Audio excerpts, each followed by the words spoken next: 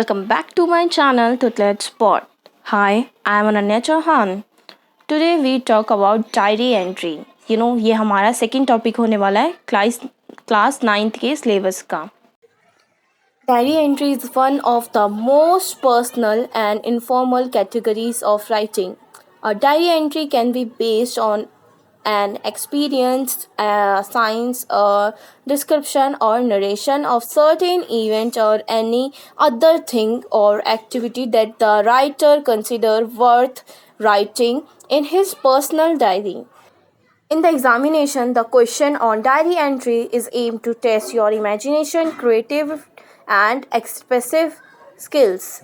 It means जो हमारी diary entry है वो one of the most personal ऐसी कैटेगरी है और इनफॉर्मल कैटेगरी है राइटिंग की, जो हम अपनी डायरी के अंदर अपने वर्ड्स में अपने पूरे डे का हो, है ना, और या फिर हमारे जो भी स्पेशल टाइम रहा हो पूरे डे के अंदर उनके बारे में डिस्क्राइब करते हैं.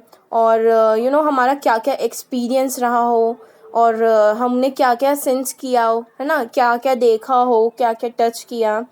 तो और इसके अंदर हम बहुत ही ब्रीफली और जो भी हमारा राइटर होता है वो बहुत ही अच्छे से नरेट करता है अपनी पूरे डे को, है ना. और वो अपनी ये सारी चीज़ें कहाँ कंसिडर करता है, पर्सनल डायरी या फिर नॉर्मल डायरीज़ में. तो एग्ज़ामिनेशन का डायरी एंट्री में रिलेशन क्या है.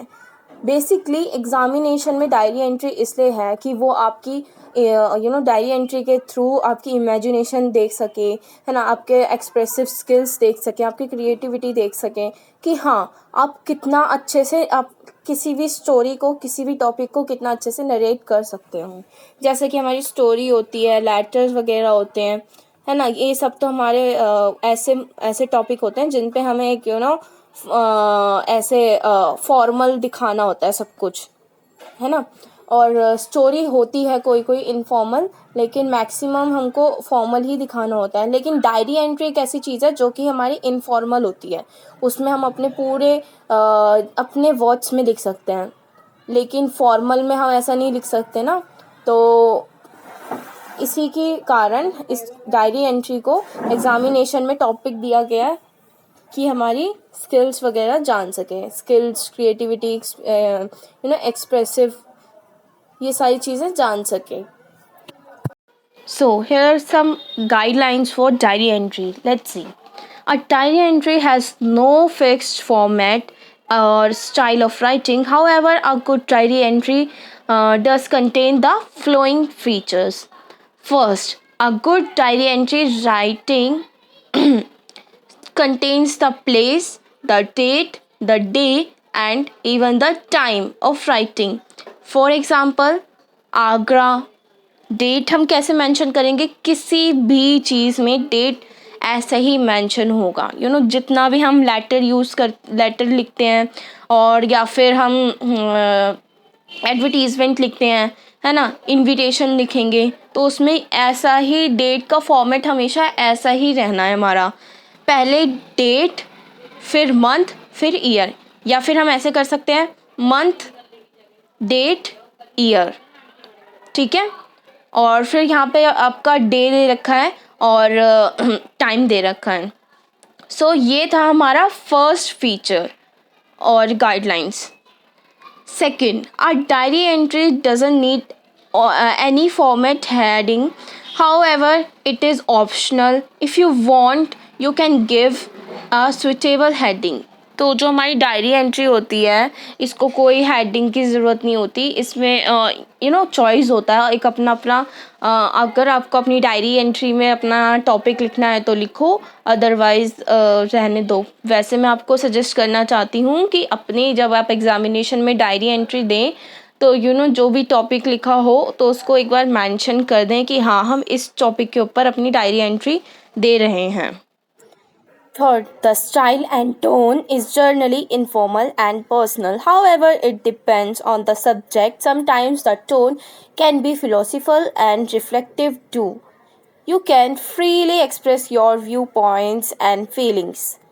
तो थर्ड पॉइंट हमारा ये बोलता है कि आप ऐसा कुछ डायरी एंट्री की जो स्टाइल और टोन होती है वो मोस्टली क्या होती है, एकदम पर्सनल और इनफॉर्मल, जैसे हम घर में यूज़ करते हैं टोन। और इसमें मतलब ये डिपेंड करता है कि कभी कभी हमको फिलोसफल वाली टोन भी यूज़ करनी होती है, रिफ्लेक्टिव टोन भी यूज़ करनी होती है, थोड़ा कुछ इंटरेस्टिंग टाइप या फिर थोड़ा सेंसेबल पॉइंट्स लिखना हो हमें। और आप अपनी जो फीलिंग्स होती है या फिर आपके जो व्यू पॉइंट्स होंगे वो आप फ्रीली शेयर कर सकते हो, बिकॉज ये डायरी एंट्री में आप अपना बारे में या फिर किसी भी टॉपिक के बारे में अपने पॉइंट्स लिखना है। तो फिर ये नहीं सोचना कि सामने वाला बंदा क्या सोचेगा हमारे पॉइंट्स देखे, just right it. Fourth, as the diary is writer personal document, the diary entry doesn't need any signature. It is totally optional.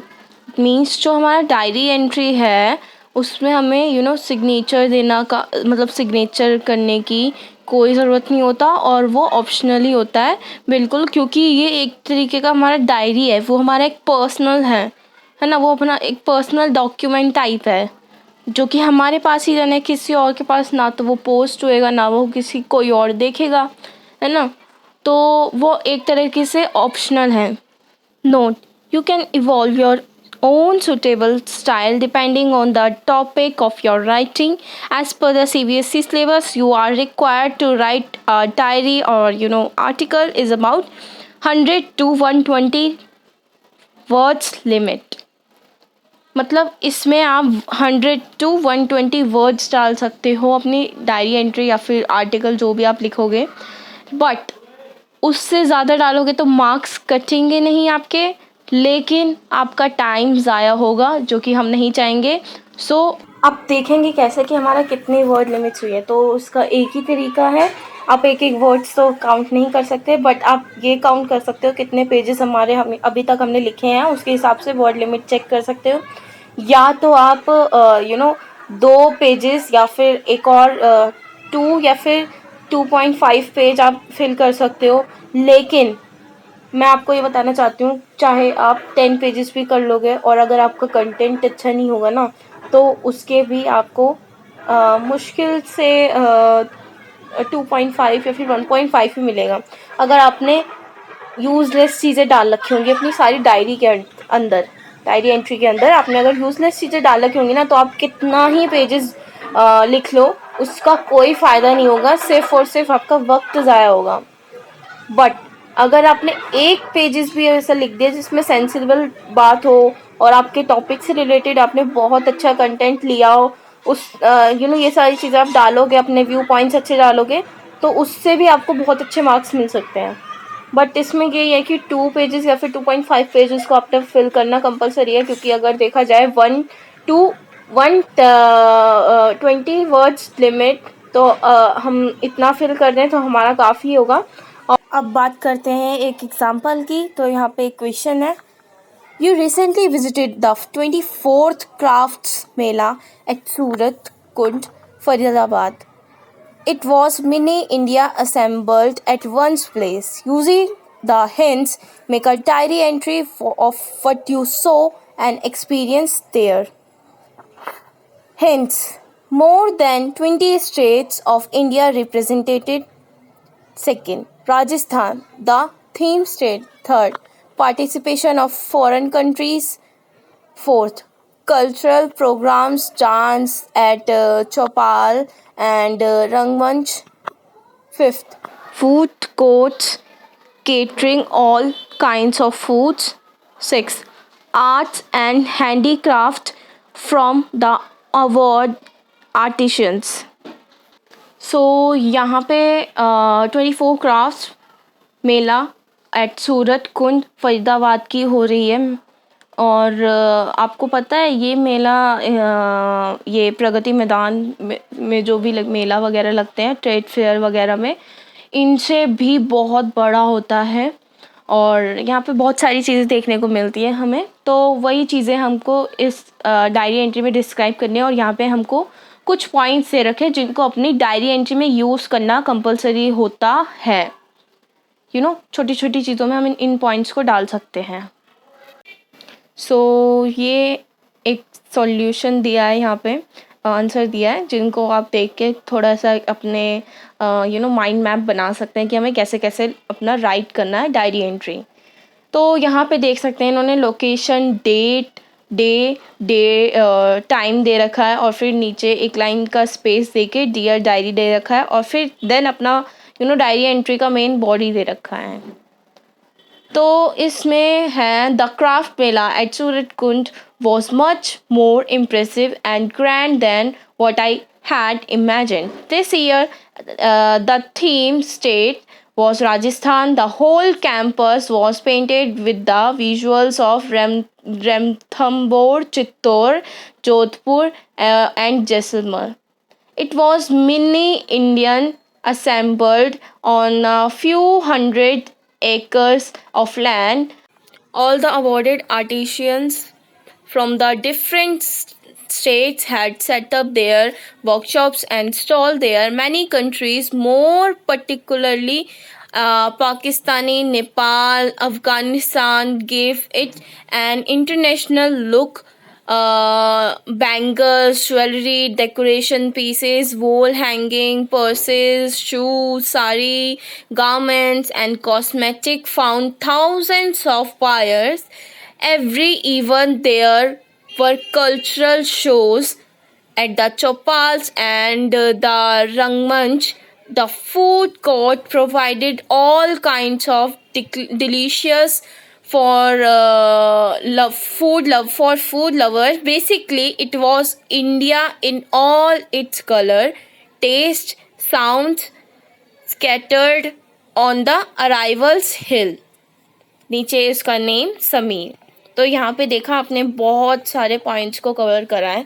जो भी हमारे हिंट्स पॉइंट्स होते हैं ज़रूरी नहीं है सारे करने हैं. एटलीस्ट आप 4-5 तो कर ही सकते हो जहाँ पे हमें दिखे कि जो भी हमारा कॉपी चेक कर रहा होगा उनको दिखे कि हाँ इन्होंने थोड़ा बहुत तो यूज़ करे हैं हिंट्स पॉइंट्स. तो यही चीज़ें नोटिस की जाती है चेकिंग करते हुए. तो आपको भी ऐसे ध्यान देना है. इसमें इन्होंने देखो अपना सारा कुछ कवर करा है. एक उनके पार्टिसिपेशन की चीज़ें भी कवर करी है. उन्होंने क्या क्या चीज़ में क्या क्या रख रखा था वो भी कवर करा है. उनके जो वहाँ पे उन्होंने कितनी कंट्रीज़ और क्या कौन कौन से कल्चर वाले पार्टीज़ ज़्यादा थी, है ना, स्टॉल्स ज़्यादा थे, ये सब मेंशन किया है. वहाँ पे किन किन को अवार्ड मिला था वो भी मेंशन किया है. और वहाँ पे क्या क्या किस किस चीज़ के स्टॉल्स थे वो भी मेंशन किया है. तो आप देख सकते हैं इसमें पूरा कवर किया गया है कहाँ क्या कितना और क्यों क्या था, ये सारा मेंशन किया है. तो आपको भी ऐसी अपनी डायरी एंट्री में ये सारे पॉइंट्स कवर करने हैं. कोशिश करना कि अच्छी से अच्छी डायरी एंट्री लिखें. और all the best for upcoming exams. Upcoming से मतलब मेरा ये नहीं कि आपके अभी एग्ज़ाम्स हो रहे हैं ना, मेरा मतलब जब भी आपका एग्ज़ाम होगा उसके लिए आपको ऑल द बेस्ट. और keep practicing for your best marks. आज की क्लास यहीं पर ही समाप्त होती है. क्लास डिस्पर्स करते हैं और मिलते हैं नेक्स्ट वीडियो के अंदर न्यू टॉपिक के साथ. Bye bye. Thank you for watching.